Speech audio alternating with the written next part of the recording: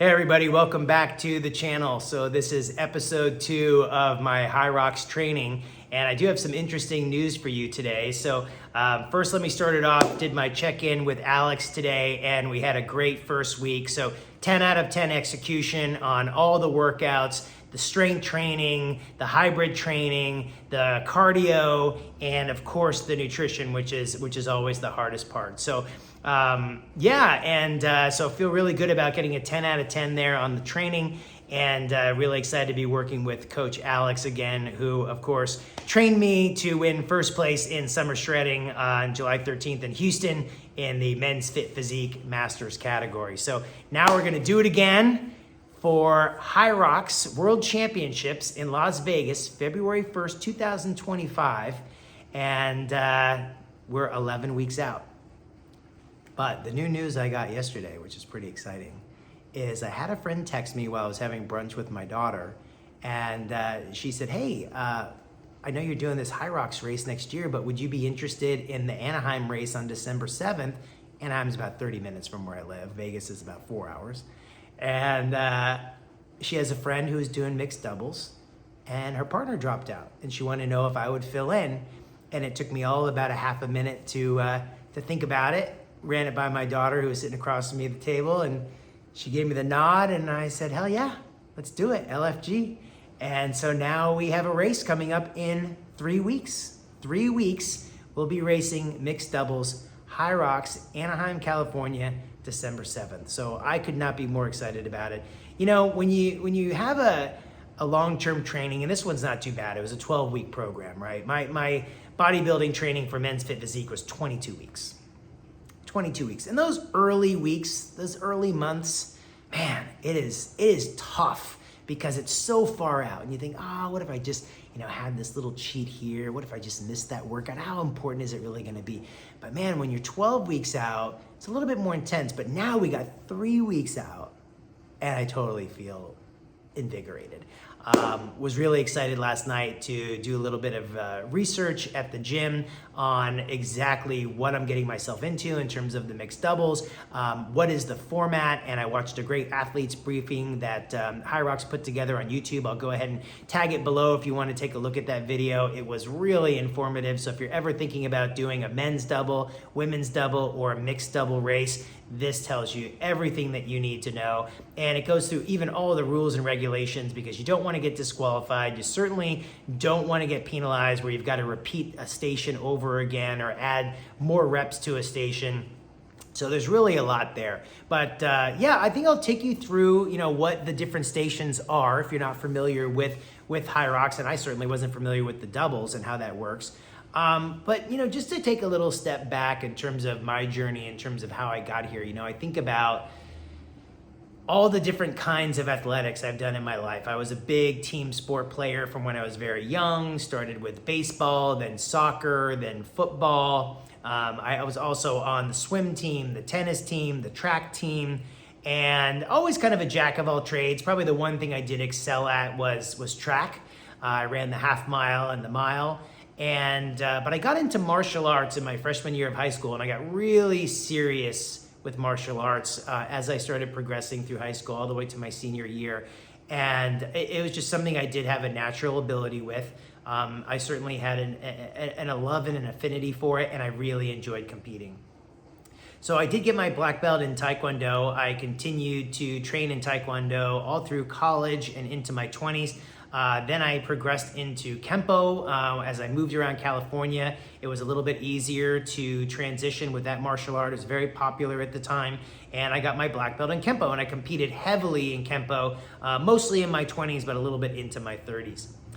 Then I got into mixed martial arts, and I studied Gracie Jiu-Jitsu, and after 5 years got my blue belt in Jiu-Jitsu, and was also heavily training in other mixed martial arts, learning a lot about boxing and really loving Muay Thai. In addition to Kempo and Taekwondo kind of get mixed into there with mixed martial arts. I went back to Taekwondo and ended up getting my 2nd degree black belt. And as can happen when you train, it was 7 years of training for that. I started taking more yoga classes and really fell in love with yoga, to the point where I started taking yoga and surf retreats, which led to signing up for a 200-hour yoga teacher training, not with the intention of teaching, but deepening my practice.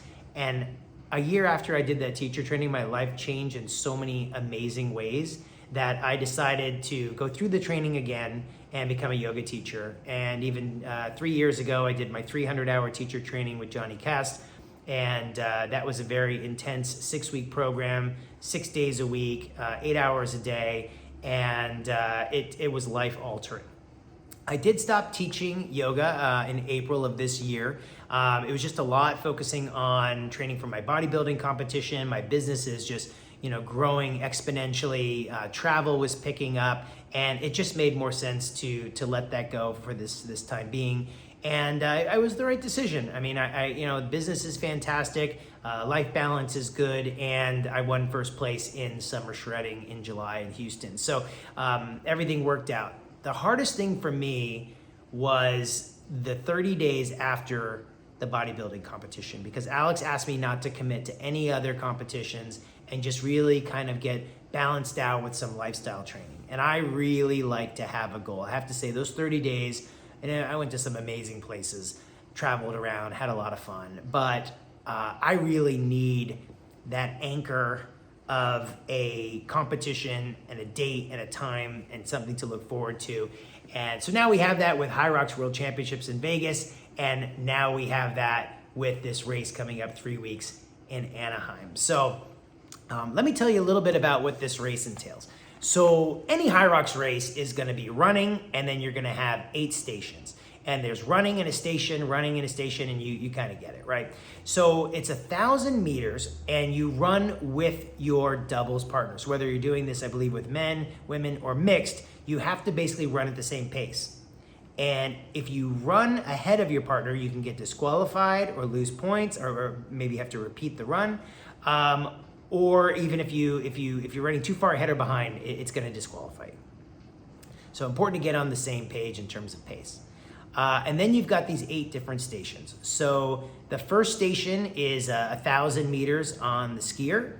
And, that took me about 4 minutes last night to do 1,000 meters. Obviously, I want to continue to improve on that in terms of the intensity, really get the form down in terms of being able to maximize strength, resistance, and speed.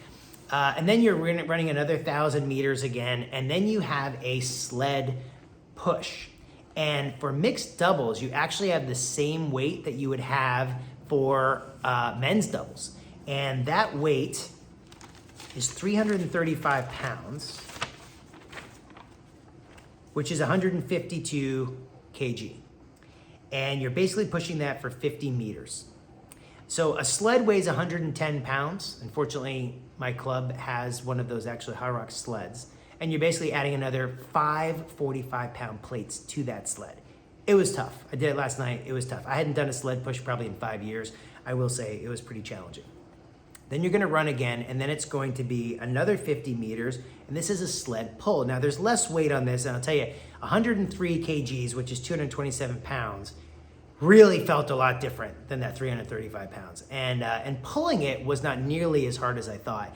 And I think this is an area that I'm going to excel. I really actually enjoyed it, and I'm sure there's ways that I could improve my form that'll be able to improve my time. Then you're running again, and then you've got a really challenging. Then it's the burpee broad jump, and there are a lot of rules on this burpee broad jump, like in terms of chest touching, hand placement, feet, everything. They want to make sure you're not cheating. So a lot of rules around that. That's 80 meters, and this is going to be, I definitely think, one of the more challenging and something I'm going to have to really put a lot of time into training for over the next 3 weeks. Another 1,000-meter run. Remember, you're doing this together, and then you're splitting up the stations, and then it's a 1,000-meter row. So, I could do 600, she could do 400, we could split it up 500 meters each. However you want to do it, you discuss this with your partner before, and then you go ahead and execute it as you see fit. We're running again, and now we're on to station number 5. This is a 1,000-meter row. Run another 1,000 meters, which, by the way, 1,000 meters is 0.62 miles. So by the time you're done with all 8 of these 1,000-meter runs, an 8,000-meter run is 5 miles. So that's what you're looking at total. And you're both doing the entire 5 miles. Then we move on to station 6. So after your run, you're doing a kettlebell farmer carry. And once again, the weight is the same as men's doubles. So challenging for mixed if you're doing a women's double, it's going to be less weight. If you're doing men's double, it's the same as a mixed double. And that is carrying two 24 kg kettlebells. 1,000-meter run again, sandbag lunge. It's a 20 kg sandbag. It's not a really big distance. It's 1,000 meters. Be interesting to see how we decide we want to split that up. I do have an injury to my left foot, so that could pose some problems. I'm glad that this is at the end of the race. So if I do end up injuring it, I only have one more run left that I have to execute. I think it's going to be fine. You run, and then the 8th station is wall balls. 100 wall balls. Men have a higher target to hit than the women, and then it's the same weight. It's a 6 kg ball that you're basically throwing. And I think the most challenging part about that station is how low you have to drop when you catch the ball and then spring back up and throw the ball, and they are watching. And if you don't get low enough, they will put a little box underneath you that you have to basically sit down in that box and then come back up again. So I think a typical race takes somewhere between 60 and 90 minutes. So I think 60 for like these people that are like, pro athletes, and 90 minutes kind of on the probably the end of, someone that's just trying to do something fun on the weekend. So probably land somewhere in between the two. And I could not be more excited about it. So exchanged some messages with my mixed doubles partner, Susan. We've never met. We exchange Instagrams. She's obviously competed quite a bit. I've seen a lot of different races in both Spartan races, HYROX races, all sorts of competitions. Very athletic, total beast. I think we actually have a chance of winning this thing. So really excited to partner with somebody that obviously, enjoys these kind of things and also likes to always set a target and a goal for herself. And I'm just happy that I have something to really light a fire under me the next 3 weeks. So training doesn't change. It's still going to be push-pull legs Monday, Wednesday, Friday. And then it's all the cardio and the HYROX training in between, mixed in with some yoga. So I'm going to take you through the whole training this week. We'll look at each of the individual strength training workouts, and then we'll go through some of these classes that I'm taking, as well as the individual workouts that I'm doing in order to prepare for the race. So feel very blessed to have such an amazing facility like Lifetime Lakeshore, just 1.5 miles from where I live. It has all the equipment that I need to prepare for this race. Looking forward to inviting Susan to come down and work out with me here. Going to be up there training with her up in Los Angeles at her local gym, and we're just going to crush this thing. So let's fucking go. All right, thanks for tuning in. Really appreciate it, and look forward to seeing you in the next episode. If you have any questions, please comment below, and we'll see you in the next one.